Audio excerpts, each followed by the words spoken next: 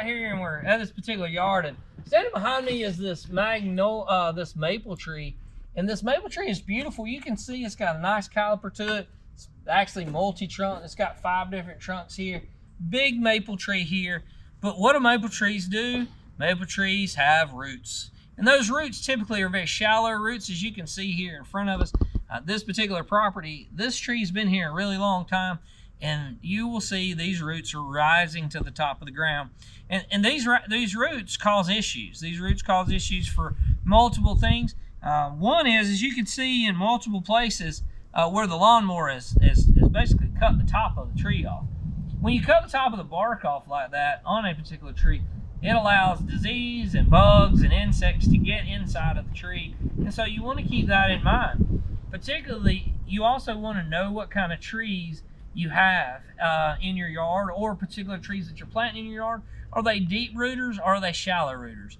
Because if you have shallow rooters, which are kind of like these, the roots, I call them shallow rooters. That's not a technical term, but those roots stay very shallow to the surface of the ground, and then you get all of this exposed roots.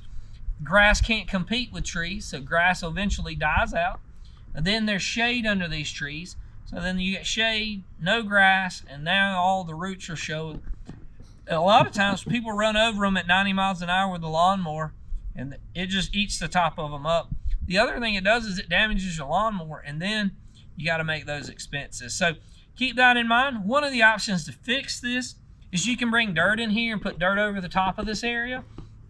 But again, it's not, as we talked about a few moments ago or a few weeks ago about our filling in holes, it's not going to completely go away. That ground is those roots are not going to go away. They're going to continue to grow. And as they grow, they just come out of the ground even more. So keep that in mind.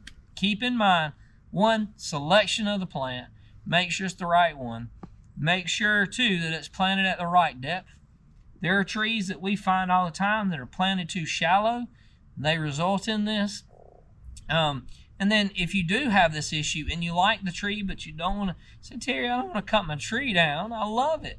Well, then your other options, come in here, put some dirt over the top of it, and then in 5, 6, 7, 10 years down the road, you may have to do it again. So hopefully these little tips help you. If you need some help with it, or you need a tree gone and it's time for it to be removed, or it's time for planting a new tree, give us a call. We'll be more than happy to get one of our guys out, take a look at it for you, and see what we can do to help.